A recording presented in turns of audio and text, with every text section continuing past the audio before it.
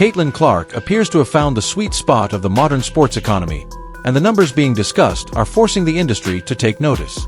According to multiple event promoters and reports circulating across sports business circles, the Indiana Fever star has landed a premium off-season speaking engagement worth an estimated $400,000 to $500,000 for a single appearance.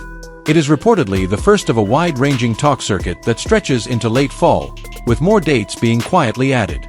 If even a fraction of the rumored schedule materializes, Clark's off-season earnings from keynote appearances could reach levels rarely seen in women's team sports. Where does this moment land for you? Should the highest-profile athletes in women's basketball lean into the speaking circuit while the market is red-hot? Or should the WNBA and its partners move faster to build in-season compensation that keeps stars at home? Tell us where you're watching from and whether these reported figures feel like overdue recognition or a sign the hype machine has gone too far. The sharpest takes will be featured in our follow-up. Clark's appeal is not a mystery. In the span of a few seasons, she has gone from appointment television at Iowa to the most bankable name in the WNBA, lifting attendance and ratings wherever the schedule took her. Indiana led the league in home crowds and on the road as a visiting draw. Fever games at times doubled the viewership of other WNBA windows. One regular season game against the New York Liberty pulled 1.5 million viewers, more than a handful of NBA telecasts on cable. Merchandise told the same story. Her jersey sales broke league records previously held by legends. Sponsors noticed, too. Nike, Gatorade, State Farm and Bose moved quickly to secure her in their national campaigns, giving her a portfolio that mirrors the men's game more than the women's status quo. That is the performance and the business case. The speaking circuit is the next logical step. Organizers have confirmed several events, including an October 29th appearance in New York hosted by the Long Island Association, billed as a conversation about her record-breaking performances, cultural impact, and what comes next. A separate stop is planned for Jacksonville as part of a red carpet fundraiser. It is not standard college tour fare. These are premium corporate-style engagements with tiered ticketing, VIP receptions, and meet and greets that event planners know will sell out the moment her name goes on the flyer. Prices reflect that confidence. Basic seats are not cheap. VIP packages, which include a photo, preferred seating, and a closed-door Q&A, run into four figures for a single night. The demand curve is steep because the product is unique, a pop culture star at the peak of her crossover moment telling a story that millions already feel invested in. There is a reason the driveway anecdote, her father painting a three-point line at home so she could rehearse deep shots, is mentioned in every profile. It is sticky. It's the kind of origin detail that makes audiences believe their ticket buys them more than a talk. It buys them an inside line on the making of a phenomenon. Against that momentum sits a league whose salary structure has lagged the marketplace for its best products. The WNBA's average base pay hovers well below six figures, while even the top tier sits in the $200,000 to $250,000 range. That is why so many players spend their off-seasons overseas, chasing more lucrative contracts with EuroLeague women clubs and, in some cases, annual income that dwarfs their US deal. Clark's approach this fall is different. She can make as much as or more than overseas salaries without picking up a ball, risking fatigue, or getting on another long flight. She is monetizing the obvious. When she shows up, the room sells out. The business implications are obvious, and so are the emotions. Angel Reese's name began trending shortly after the first speaking fee report surfaced, thanks to a flurry of likes, comments, and screenshots that fans interpreted as reaction. Some posts contrasted Clark's keynote checks with the physical fouls players endure for free, a pointed dig at what many saw as uneven officiating this season. Others questioned media protection, a phrase that hints at deeper frustrations about who gets the benefit of the doubt in national coverage and who gets labeled a villain. Reese, who has spent the past 2 years expertly building her own brand with endorsements, fashion shoots, and high-profile appearances, lives in the same ecosystem as Clark, but the trajectories are different and fans are not shy about comparing them. This tension didn't spring up overnight. The LSU-Iowa National Championship framed both women inside a storyline the media couldn't put down. Clark as the virtuoso shotmaker, Reese as the physical, unapologetic competitor unafraid to taunt a rival. That duality drove the audience. It also created a split that persists. When Clark celebrates, she is often described as passionate and composed. When Reese does the same, it can be framed as brash or combative. The double standard is part of what animates the current debate. Set that aside for a moment and look at the structural truth. Clark is operating the way any rational athlete would. She is not breaking rules or leaning on gimmicks. She is capturing value while minimizing risk during a short off-season. Event promoters want a guaranteed sellout. Sponsors want a safe, bankable face with numbers to prove conversion. Fans want access to a story they have watched unfold in real time. The math is not complicated. Her name on a poster moves tickets. Her presence moves ratings. Her products fly. In a media era that rewards reach and polish, she checks every box. That doesn't make the questions about fairness go away. Women's basketball has always asked its stars to be competitors and ambassadors, often on salaries that don't reflect the off-court work. When one player can earn more in an evening than most of the league earns in a season, it underlines an imbalance that is not easy to discuss inside locker rooms or at union meetings. How do you keep a roster united when the off-court market values one player at a 100-to-1 premium? The WNBA is built on concepts of equality, buy-in, and shared growth. The modern sports marketplace, by contrast, is built on scarcity and star power.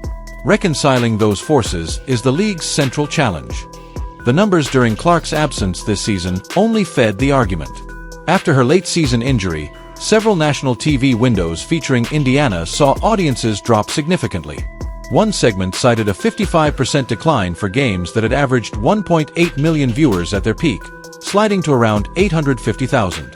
A single data point does not tell the story of an entire league, but it illustrates her gravitational pull.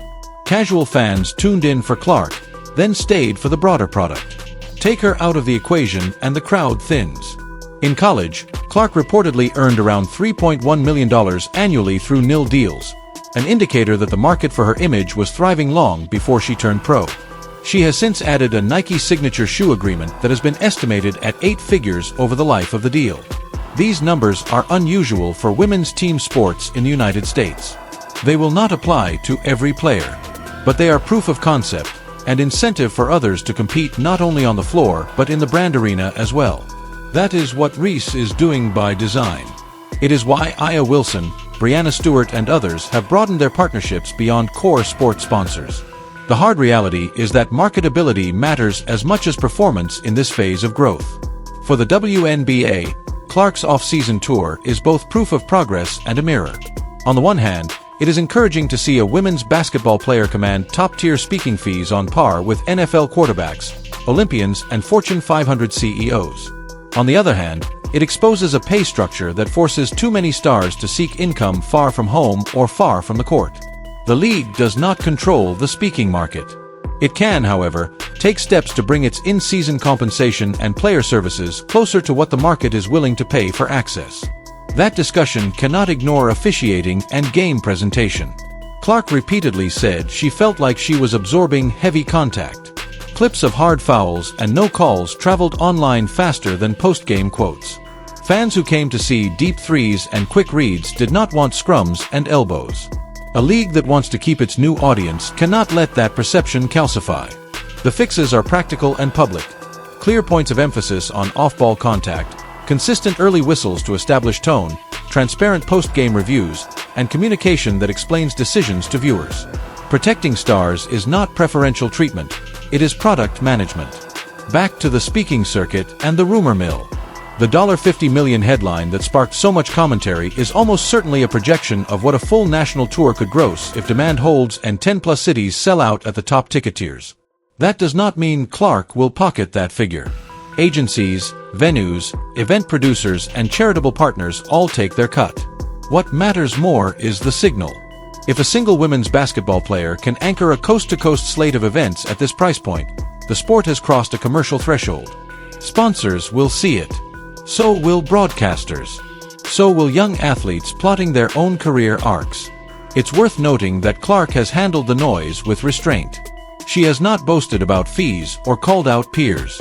She keeps her public comments tight. That quiet posture amplifies her appeal to brands who prefer their ambassadors to be headline makers on the court and steady off it. It is not Reese's style, and it would be a mistake to argue one approach is inherently superior. The market has room for both.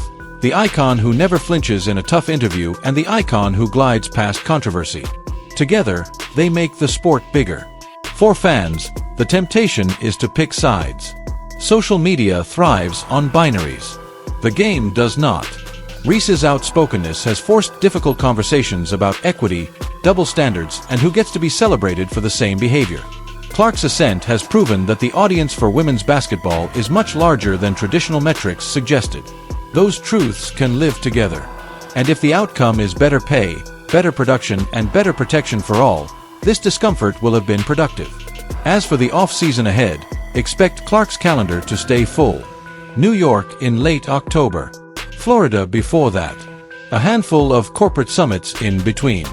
Each stop will sell out. Each headline will reheat the same debate. Is this what progress looks like? Or is the machine overvaluing one person at the expense of the collective? The answer depends on your vantage point. From a business perspective, these fees are rational.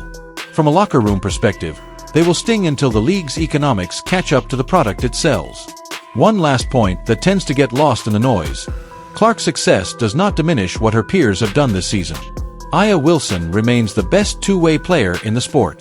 Breanna Stewart is still an all-time playmaker. Reese has the magnetism and motor of a long-term star. Juju Watkins and Flau'jae Johnson represent the next wave coming fast. If the WNBA can expand the spotlight beyond one face while maintaining the gains Clark delivered, the entire ecosystem will benefit. For now, the headline belongs to the speaking circuit and a number that will be debated all week. $500,000 for an hour at a podium? If it sells out at that price, it is the correct price. If it keeps selling out city after city, women's basketball has officially entered a new tier of commercial viability. One where stars can shape their careers on and off the court without apology. Do you see these reported speaking fees as a sign the sport has finally arrived commercially, or a flashing warning that the league must fix its compensation and presentation quickly to keep pace? Share your thoughts in the comments and tell us where you're watching from. We're compiling reader perspectives and will revisit this story with new data on event pricing, broadcast ratings, and the sponsorship market in our next report.